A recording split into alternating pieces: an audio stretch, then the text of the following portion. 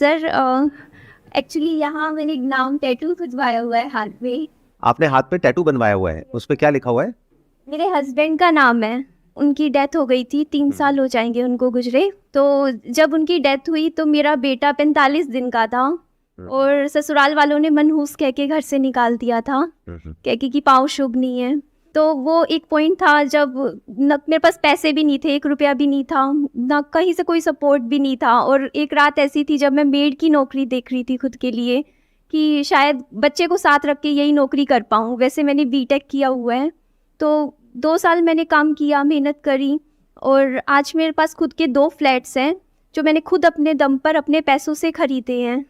लेकिन वो जो डर है वो अभी भी नहीं निकलता दिमाग से। वो जो एक डर है कि जब वो जो रात थी जो मैंने वो निकाली थी, जब मेरे पास रहने का ठिकाना नहीं था, पैसे नहीं थे, एक छोटा सा बच्चा था, जब सबने हाथ खड़े कर दिए थे कि जाओ, तो वो जो डर है ना मुझे रात को सोने नहीं देता। मतलब मेरा बेटा है, कल को अभी वो बीमार चल रहा है थोड़ा, तो अगर मैं ना कर पाई तो, क्योंकि अगर कभी फाइनेंशियल बैक पे थोड़ा सा डर लगता है कि क्योंकि कहीं सपोर्ट नहीं है, कहीं कल को कोई एकदम से बीमारी आ गई, मुझे अकेले सब कुछ हैंडल करना है। उस डर की वजह से मैंने 2 घर खरीद लिए 2 साल में। सिर्फ ये डर था मेरे मन में कि मुझे घर से बोल दिया था कि जाओ, यहाँ नहीं रहना। तो वो जो डर अंदर से है ना वो अभी भी नहीं जाता। मन में दिमाग में बार बार ना ऐसे होता है कि नहीं इस साल एक और घर खरीदना है, इस साल एक और प्लॉट लेना है, नहीं कुछ करना है। तो वो चीज़ मुझे शांत बैठने नहीं देती है और मन में ही रहता है कि 24 घंटे को ना 48 घंटे बनाना है, मतलब कुछ करना है। आपका ये जो डर है ना, इसको ब्रेक डाउन करते हैं। Yes sir. क्या ये डर आपका इमेजिनरी है या रियलिटी पे बेस्ड है? रियलिटी पर बेस से। रियलिटी क्या है? जो मेरी करंट सिचुएशन रही है, जो मैंने चीज़ें पास्ट एक्सपीरियंस नहीं, वो तो पास्ट में थी, बट Yes, आज sir. तो आप कह रहे हैं कि आपकी सिचुएशन अच्छी है, तभी आपने 2 घर खरीदे ना। Yes sir. आप अभी भी अकेले ही अपने बच्चे का टेक केयर कर रहे हैं? Yes sir. You are independently handling everything? Yes sir. तो देखो, डर 2 तरीके का होता है, एक होता है इमेजिनरी, एक होता है रियलिटी पे बेस्ड। तो आपका डर एक स्टैंड पॉइंट से इमेजिनरी है, यानी कि पास्ट में ऐसा हुआ, अब दोबारा से ऐसा हो गया तो क्या होगा। तो दोबारा से ऐसा नहीं हो सकता प्रैक्टिकली, क्योंकि ये जो आपके 2 घर हैं वो आपके अपने नाम पे हैं। तो आपके नाम पे जो घर है उससे आपको कोई बाहर नहीं निकाल सकता, दैट इज वन। अब आपके अंदर ये डर आ रहा है कि अगर कल को मेरे बेटे को कोई हेल्थ से रिलेटेड इशू हो गया, जो आप कह रहे हैं कि अभी थोड़ा बहुत हेल्थ में प्रॉब्लम चल भी रही है, तो आपको क्या करना है कि अपने बेटे की और अपनी जितनी जल्दी हो सके उतनी जल्दी हेल्थ इंश्योरेंस करानी है। क्योंकि अब आप वेल सेटल्ड है, तो तीसरे घर के बारे में मत सोचिए, क्योंकि इसका कोई एंड नहीं है। आप कहोगे अब मैं 3 घर ले लूं, 4 घर ले लूं, 5 घर ले लूं, प्लस आपके अंदर से आ रहा है कि अब मुझे कुछ करना है, अपने दम पर कुछ बड़ा क्रिएट करना है, पूरी दुनिया को दिखाना है। कहीं ना कहीं बैक ऑफ द माइंड ये चल रहा है कि जिन लोगों ने मेरे साथ में ऐसा कुछ किया, अब मैं उनको दिखाती हूं कि मैं क्या हूं, राइट।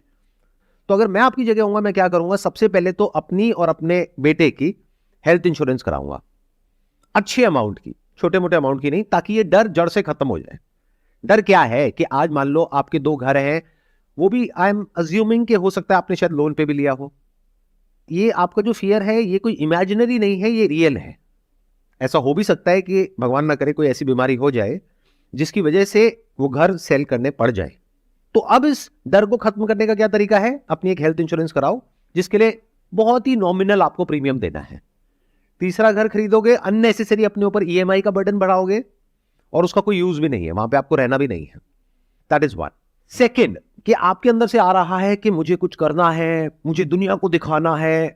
तो आप ऑलरेडी बहुत कुछ कर चुके हो, क्योंकि आप बता रहे हो कि एक ऐसी स्टेज थी आपकी लाइफ में जब आपने बीटेक किया था और आप मेड की नौकरी करने के बारे में सोच रहे थे। आज आपने अपने पैसों से अपने बेस पर 2 घर खरीद लिए हैं। तो क्या ये छोटी चीज है? ये बहुत बड़ी बात है। तो ऑलरेडी आप बहुत कुछ अचीव कर चुके हो। अब आपको किसी को प्रूव करने के लिए या किसी को दिखाने के लिए नहीं जीना है, नहीं तो अपनी लाइफ को खो दोगे। अपनी लाइफ के जो अच्छे मोमेंट्स हैं या जो आप एक्चुअल में कर सकते हो उस सबको खो दोगे। बस इसी रेस में भागते रहोगे कि पूरी दुनिया को मैं प्रूव करूंगी कि देखो मैं क्या हूं। And that is the problem with most people. किसी को प्रूव करने के लिए अपनी जिंदगी को मत जियो। ये ऐसा है कि अपनी जिंदगी, जो कि बहुत बड़ी एक चीज हमको मिली है, उसको हमने बहुत छोटा कर दिया है। ऐसे लोग जो हमारी केयर भी नहीं करते, उनको हम कुछ प्रूव करना चाहते हैं। अरे उनको छोड़ दो, वो पास थे, उनको छोड़ दो, उनको भूल जाओ, आगे बढ़ो लाइफ में। बहुत कुछ है जो आप कर सकते हो, उसको देखो कि आप क्या कर सकते हो। not for money, not for third house, but for creating a better world for you and for your son. तो हो सकता है आपकी जो पूरी की पूरी अप्रोच है वो ही बदल जाएगी, तब आपके सोचने का तरीका बिल्कुल बदल जाएगा. I hope that answers your question.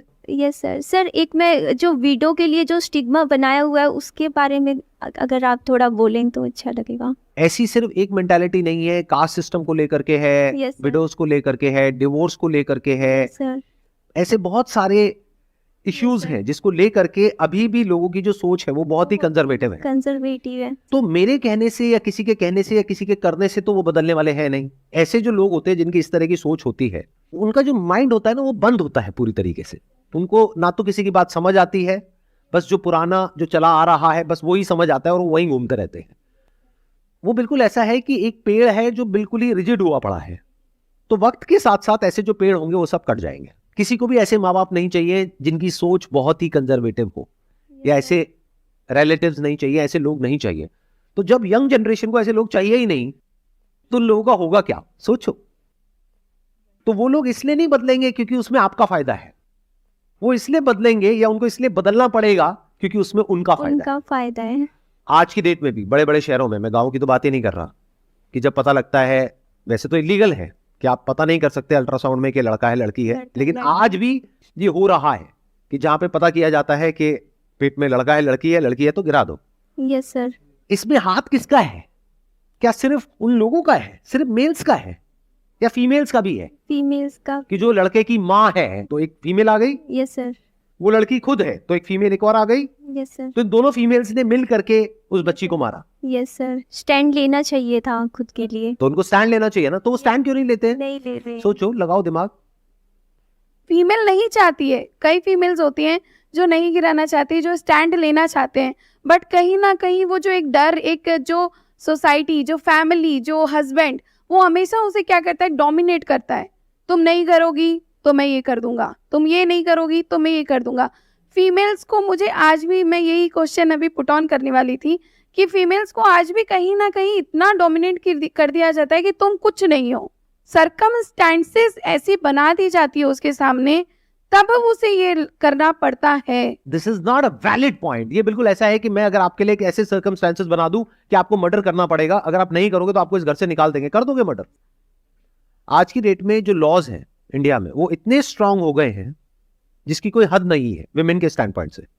तो बहुत सारी विमेन इसका मिसयूज भी कर रही हैं कि अगर एक आदमी ने कुछ गलत नहीं भी किया है, लेकिन अगर विमेन चाहे तो उसकी और उसकी पूरी फैमिली की धज्जियां उड़ा सकती है एक सेकंड के अंदर अंदर. लीगली इतना स्ट्रांग है जो लॉ है. कितने मेरी इस बात से एग्री कर रहे हैं? सब एग्री कर रहे हैं. अब वो टाइम गया कि आप अपनी बीवी को मारते रहोगे, पीटते रहोगे और वो चुपचाप बैठी बैठी ये बोलती रहेगी कि नहीं ये तो मेरे पति हैं, परमेश्वर हैं, मैं इनके चरणों की दासी हूं. मेरे को नहीं लगता कि वो टाइम है, बल्कि इसका उल्टा भी हो सकता है. अब जो पावर डायनामिक्स है जो पहले वन साइडेड थी, अब वो वन साइडेड नहीं है. विमेन के पास में पावर कम नहीं है, बहुत पावर है. बल्कि ये भी कहना गलत नहीं होगा, मेन से ज्यादा पावर है. अगर कोई आदमी चला जाए कि मेरे साथ में कुछ गलत हो रहा है घर में, मेरी बीवी मुझे मार रही है, तो जैसे आप अभी हंस रहे हो ऐसे पुलिस वाले हंसेंगे, चल भाग यहां से. और अगर एक विमेन चली जाए वहां पर तो सीधा उसको पकड़ के लाएंगे और उठा करके फैमिली समेत और लॉकअप में डालेंगे, फिर बात करेंगे, बता बेटा क्या हुआ है. कहने का मतलब है कि अब ये जो बातें हैं वो इतनी रेलेवेंट नहीं है. एटलीस्ट ऐसी जगहों पे जहां पे अवेयरनेस है, जहां पर एजुकेशन है, जहां पर लोगों को इसके बारे में पता है. सर मैंने ना एक चीज़ देखी, अभी इन्होंने बोला ना कि मतलब मेल्स ही मतलब इस बारे में बोला करते हैं कि इस बच्चे को गिरा दो, इस तरीके की बातें मतलब मेल्स ही बोलते हैं. बट मेरा एक्सपीरियंस ये कहता है कि ज़्यादातर वुमेन्स ही वुमेन्स के लिए ये चीज़ें बोलती हैं, तो फीमेल ही फीमेल को परेशान करती है. मेल्स का ऐसा नहीं, मतलब ससुर नहीं करते, सास ही परेशान करते. रियलिटी है.